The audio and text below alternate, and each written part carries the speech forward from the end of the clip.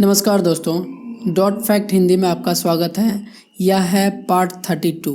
ठीक है, तो चलिए देखते हैं सबसे पहला क्वेश्चन। उपास्थि निम्न में से किस में नहीं पाई जाती है? तो आपको उपास्थि अगर नहीं पता तो मैं आपको बता देता हूँ।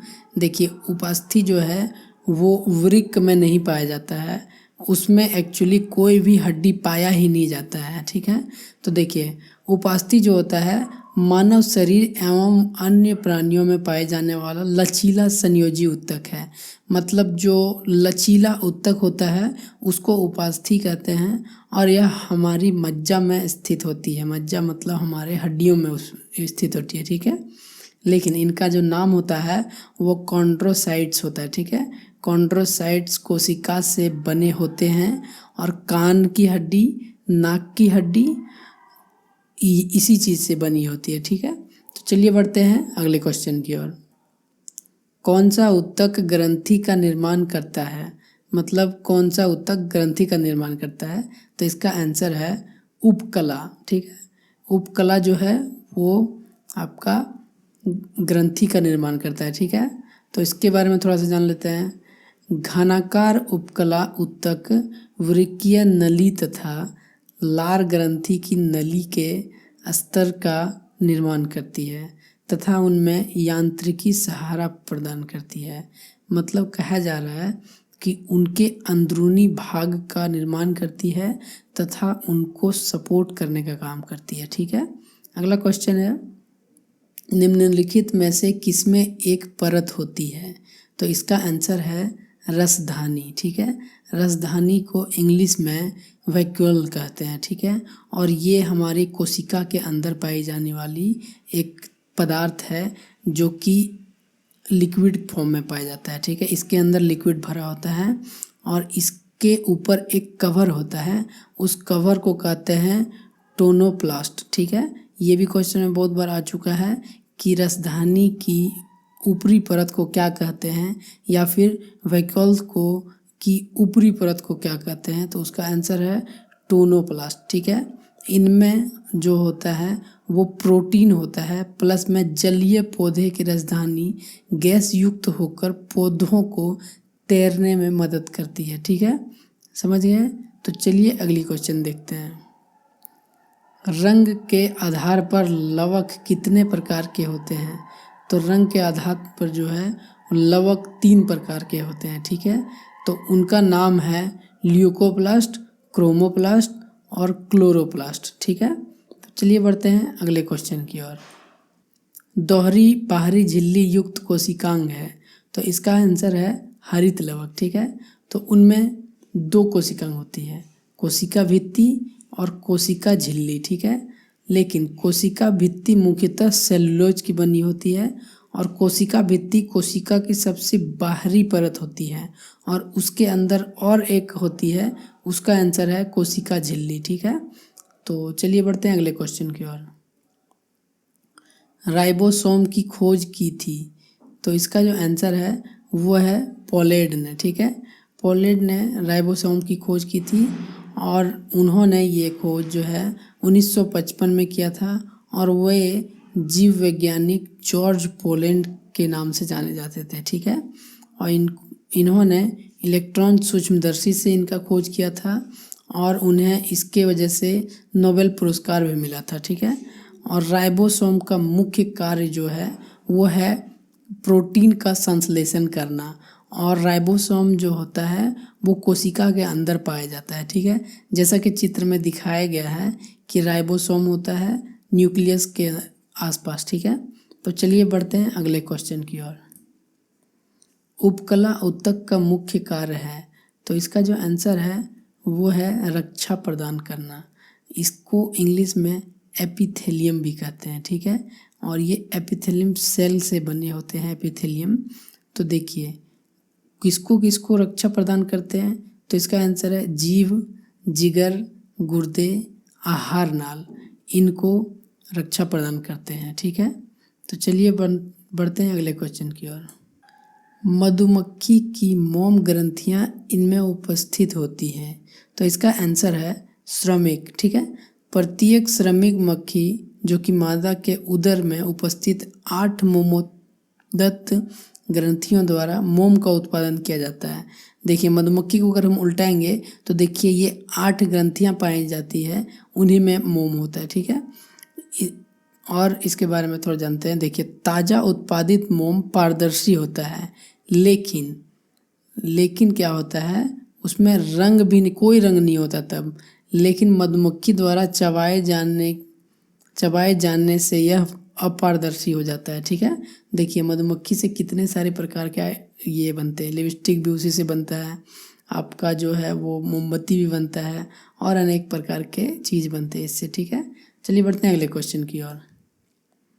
अधिक अंडे देने की क्षमता वाली कुक्कुट चिड़िया की विदेशी नस्ल है, तो इसका आंसर है श्वेत लेगहॉर्न। ठीक है, श्वेत लेगहॉर्न जो है वो सबसे अधिक अंडे देती है, और ये प्रति वर्ष लगभग 250 से 350 अंडे देती है। ठीक है, तो चलिए बढ़ते हैं अगले क्वेश्चन की ओर। एस्केरिस का सामान्य नाम है, तो एस्केरिस का सामान्य नाम जो है वो है राउंड वर्म। ठीक है, ये है एस्केरिस का सामान्य नाम जो कि राउंड वर्म है, और इससे होने वाली बीमारी का नाम है एस्कारियासिस। ठीक है, तो ये भी आप याद रखिएगा, ये भी क्वेश्चन में पूछता है। और इसकी बीमारी की शुरुआत में सांस में तकलीफ तथा बुखार हो जाता है। ठीक है, चलिए बढ़ते हैं अगले क्वेश्चन की ओर। इनमें कौन सी बीमारी संक्रामक है, तो इसका जो आंसर है वो है मलेरिया। ठीक है, मलेरिया बीमारी एक संक्रामक बीमारी है, और ये संक्रमण फैलाने का काम मच्छर करता है। ठीक है, ये आदमी के पास जो है एक आदमी से दूसरे आदमी तक पहुंचाने का काम मच्छर करता है। और मलेरिया एक वाहक जनित संक्रामक रोग है।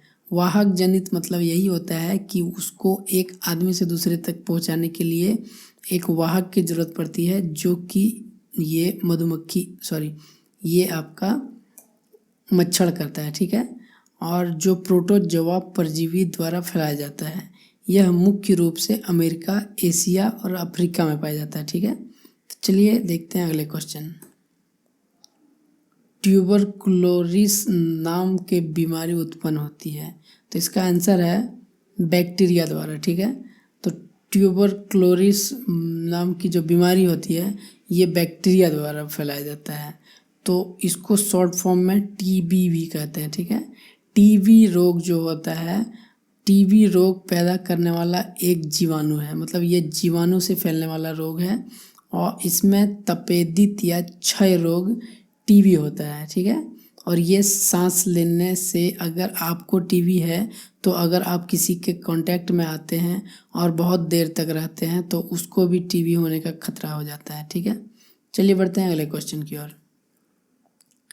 इनमें से कौन सा रोग संक्रामक नहीं है, तो इसका आंसर है ल्यूकीमिया। ठीक है, ल्यूकीमिया बीमारी जो है वो संक्रामक बीमारी नहीं है। ठीक है, इस बीमारी में शरीर में वाइट ब्लड सेल्स की संख्या असामान्य रूप से बढ़ जाती है, मतलब ये जो आपका है WBC ये बहुत ज़्यादा बढ़ जाएगा। ठीक है, इसके कारण आपको ल्यूकीमिया बीमारी हो जाएगी। ठीक है, जब सफ़ेद रक्त कोशिकाओं में DNA की क्षति पहुंचती है तो ल्यूकीमिया बीमारी हो जाती है, मतलब WBC जब सब बहुत ज़्यादा बढ़ने लगता है तो DNA पे प्रभाव पड़ता है और उसके वजह से ल्यूकीमिया बीमारी हो जाती है। तो उसके कुछ लक्षण यहाँ फोटोग्राफ में दिखाया गया है, आप उसको देखिए, और अगर दिखे तो समझ लीजिए उसको ल्यूकीमिया है और डॉक्टर से संपर्क करें। चलिए बढ़ते हैं अगले क्वेश्चन की ओर।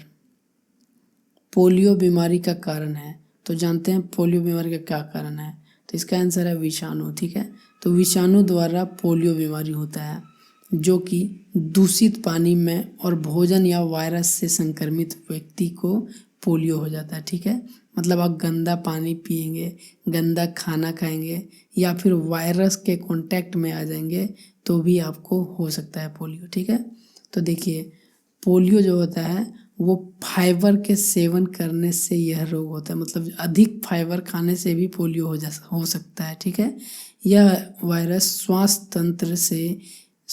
तंत्र से भी शरीर में प्रवेश कर फैलता है। ठीक है, तो जानते हैं फाइबर, सबसे ज़्यादा फाइबर वाला फूड कौन कौन सा है, तो देखिए गेहूँ, चावल, ओट्स, राजमा, मटर, ड्राई फ्रूट, बाकी दाल और केला, सेब, इसमें बहुत ज़्यादा फाइबर पाया जाता है। तो इसे आप खाएं लेकिन कंट्रोल में खाएं, ठीक है, ज़्यादा ना खाएं। चलिए बढ़ते हैं अगले क्वेश्चन की ओर।